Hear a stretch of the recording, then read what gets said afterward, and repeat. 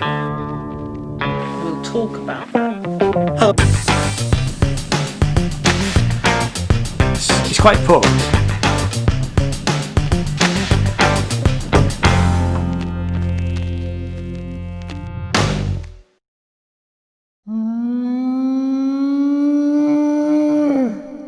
Hello and welcome, my name is Ian. This channel is all about music and art, and I recently created my first reaction video, which was about the Ukrainian heavy metal band Jinjer. And the video was fairly well received with just under 3,500 views and spawned quite a few other video recommendations.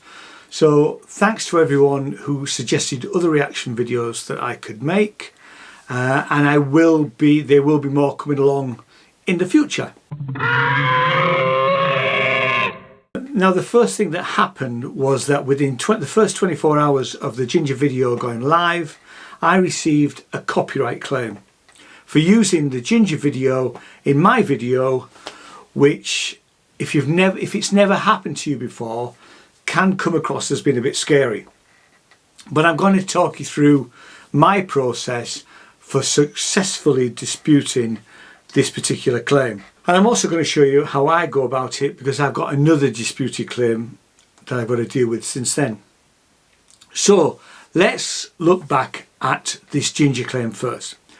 I accept that using the video and audio from a song, and in this case the song was Pisces by Jinjer, in my video, and I would argue that what I did was transformative, because I was reacting mainly to Titania, the lead singer's vocal ability. Anyway, the copyright claim email arrived and it said, "Hi Ian J. Cole, a copyright owner using content ID has claimed some material in your video." Now, content ID is an algorithm based piece of software really. No human has been involved in this process so far. Now, this is not a copyright strike. This claim does not affect your account status.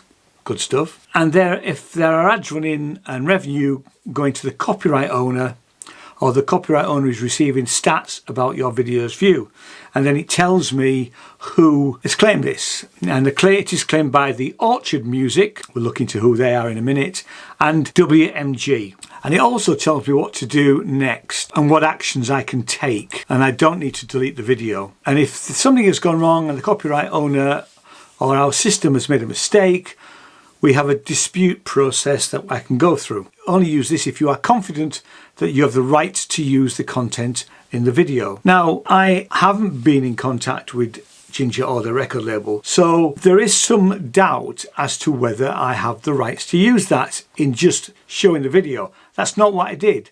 I embedded their video in my video, and as I said before, I made it transformative.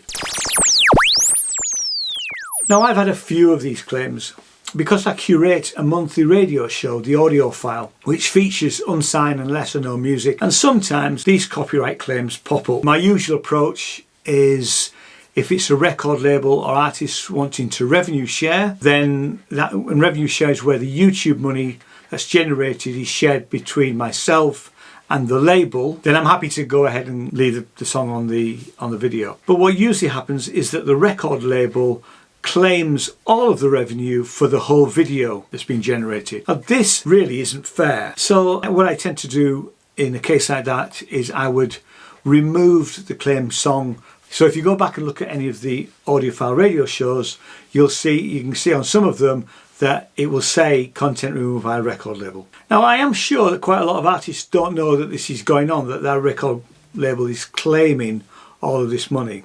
So let's get back to the Jinjer claim. It had been claimed on behalf of the band by Orchard Music and WMG. So who are Orchard Music? Well, according to Wikipedia, the Orchard is an American music entertainment company specialising in media distribution, marketing and sales, and is a subsidiary of Sony Music. Yes, the very same Sony Music who between 1995 and 2000 were found to have used illegal marketing agreements to price fix compact disc sales, although we digress slightly. So they have a bit of a checkered past, we would say. And although they're not alone in this venture, other large record companies were involved in price fixing. Anyway, we're not that impressed by Sony Music. And the other part of the claim is come from WMG. So who are WMG, I hear you ask? Warner Music Group Corporation. They're an American multinational entertainment and record label conglomerate with headquarters in New York City. So it's one of the big three recording companies and the third largest in the global music industry after Universal Music Group. So we're dealing with the big guns here. Now, I have heard that these conglomerates have rooms full of lackeys trolling the internet looking to block or steal the revenue from YouTubers. And YouTube's a lot bigger than me. Not sure if it's true, don't get me wrong, and I am not advocating copyright infringement, but this behaviour just seems wrong. And you should check out Rick Beato's YouTube channel, as he's very knowledgeable and a music industry insider for many years, and rants fairly regularly about this subject. So I had choices. So instead of just giving in, I decided I would do some research and see if I could contest this claim. I found that there was a landmark US law case that found in favour of YouTubers Ethan and Hilla Klein, better known on YouTube as H3 Productions. And they won a copyright lawsuit brought by another YouTuber, Matt Hoss, he's known as Hoss, and I'm going to get his name wrong here, so sorry, Hossendaza, I can't pronounce his name. Sorry for butchering your name, Hoss. Anyway, Hoss took the clients to court over their use of copyright clips. Now, if you don't know what H3 do, the clients are best known for posting reaction videos. So similar to what I've been doing. So in April 2017, it all went to court for the breach of copyright. The question at the heart of the case was whether using copyrighted clips of a YouTube video constitutes copyright infringement. Exactly the same sort of thing that I've done, or whether it's fair use. Now, fair use is a US legal doctrine that lets you use copyrighted material under certain circumstances. Its more limited equivalent here in the UK is what's something called fair dealing. I'll put links to the case in the description down below if you want to read more. And anyway, the outcome of the trial was that the clients won their case. So that's brilliant, so happy days. But that didn't mean that I would automatically be able to use footage of Jinjer's video in my reaction video. But it did allow me to think that I might be able to contest and have a good case against the fact that I had made it transformative.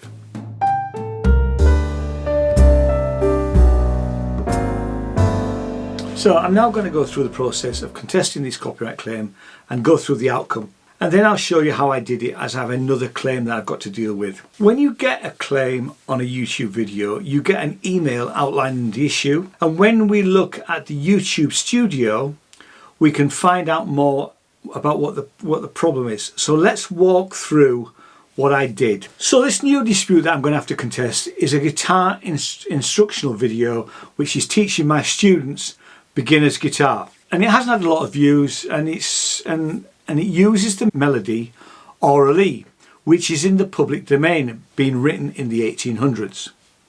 So the first thing we see is that the video is restricted in some countries, and although monetization is on, it is all going to the claimant. And when we click on the copyright claim, there is a link to see the details. That allows the status pop-up showing my channel impact isn't affected, which is good. We can look and see which countries the video is blocked in, and at this point the status says monetization is illegible. Don't know quite why it does that, but it does. And we have to click on actions, and we've got 4 options. Option 1 is to trim out segments, which we're not going to do because it's an instructional video. And that's what I would normally do with the claims on the Audiophile Radio Show, to replace a song. I've got the option to replace a song or mute the song, neither of which we want to do here. And the last option is to click on dispute.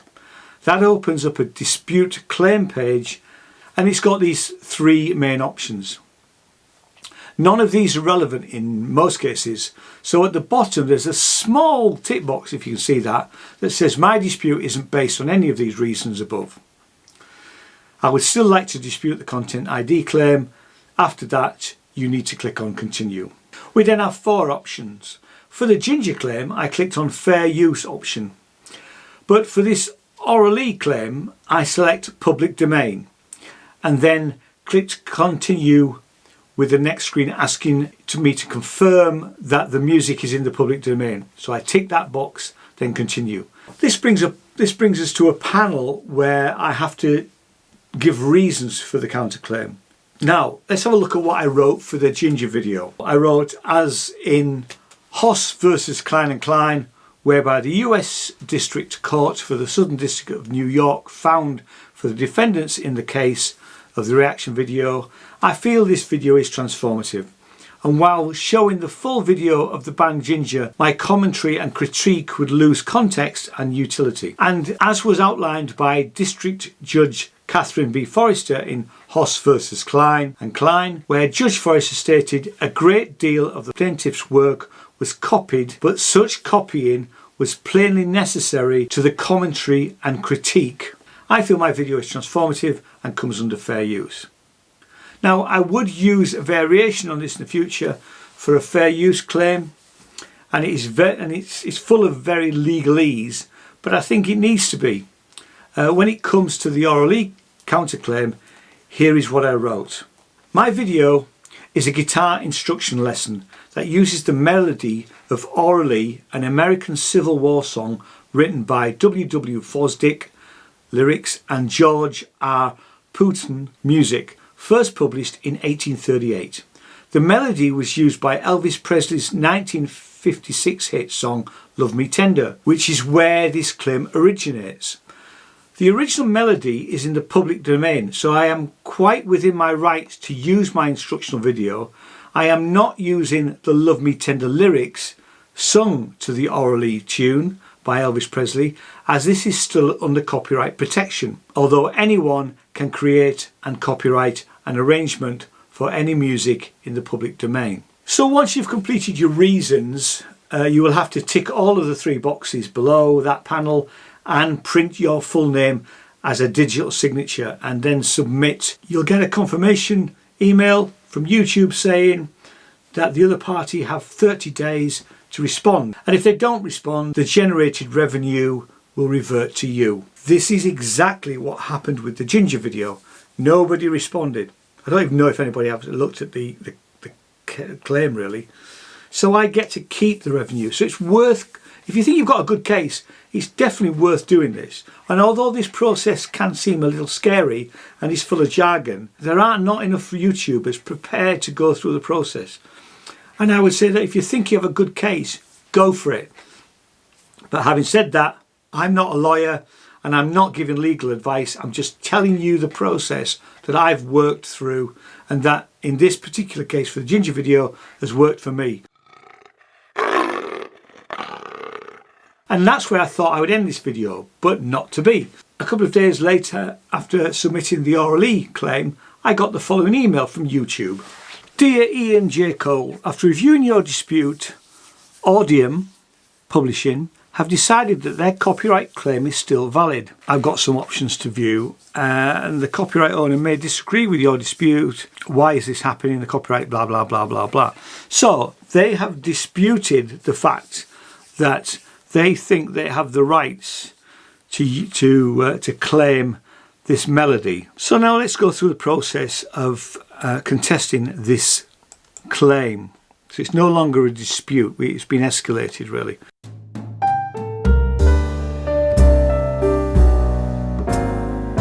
So let's have a look at who these people are. Audium is a digital reproduction collection agency, so they collect royalties on behalf of record labels and publishers. So that's who we're dealing with. So let's now go through the process.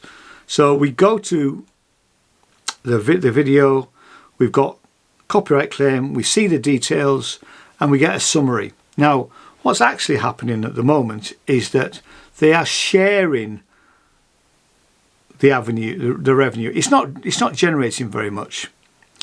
But actually, I don't think that they've got a claim to this, because it's not about how much money, because this video, I think it's probably only had 30 or 40 views, so it's not generating very much money. It's for my students. So we can click on the sharing bit to look and see if there's any information there. There isn't really. That's not really helpful. And down here we have, under actions, we've got the same old things. We can trim it out, we can replace it, or we can appeal it. So we're going to appeal it. And we've got some information here about the appeals process. I mean, if it's your first appeal, I would suggest that you certainly read through it. We have to then tick a box that you understand this, and we get to continue. So once we've clicked on continue, we have to put our full name in. We have to put our email address, and we have to put our address. Now that could be a business address, it could be a home address. I've blocked it out here because I don't want you guys turning up at my front door really. So we select the country, which in this case will be United Kingdom. We put in the street address, and we put in the city, and we put in the county, and we put in the postcode. So when we've gone through all of that process, we click continue. We now have to say why we think that this content ID claim should be released. And I'm going to put the same amount. I'm not going to reread it again because, but this is exactly the same information that I put in the dispute claim, because it's the same. I'm claiming on the same basis really. So we need to put that in. The only thing I'm going to change is I'm going to leave out the last line, which says that anyone can create and copyright an arrangement of any music that's in the public domain, because I don't really think it's as relevant anymore, because I've literally used the very simplest of melodies. I haven't really made an arrangement. So again, we have to tick the 3 items that I'm aware that this may have an adverse legal consequences if I make a false allegation. I understand that the personal contact information will be provided and shared with the claimant, so they're going to get my name and address. That's fine. I understand that if my appeal is rejected by the claimant, my video will be removed and a copyright strike given to my account. If I receive 3 copyright strikes, my account may be terminated. Now that can appear quite scary, and you could argue that because it's not really about the money, it's a matter of principle really. But I think we shouldn't let these companies get away with this. They don't own the rights to use the melody for Oral E. Simple as that. It's in the public domain. It's so old that everybody's got the rights to use it. So I then have to put my full name again. That's my digital signature. And then we submit it. So once I've submitted it, I get this little notification that says we've sent your appeal to the claimant for review. The claimant now has 30 days to review your appeal. We'll send you an email once we know the outcome. So if they ignore it, whatever revenue is generated, they will remove their claim to the revenue that video generates. So now we have to wait. Audium have until the 5th of November, hey, bonfire night here in the UK, to reply, and I'll let you know in the comments down below how I get on with this second claim. Well, it's quite a long video, and I apologise for that, but I hope you found it useful, and thanks so much for watching. And if you've got any questions, pop them in the comments down below, and don't forget to subscribe, and a thumbs up is always much appreciated. So I'll see you next time. Take care. Thanks so much. Bye bye.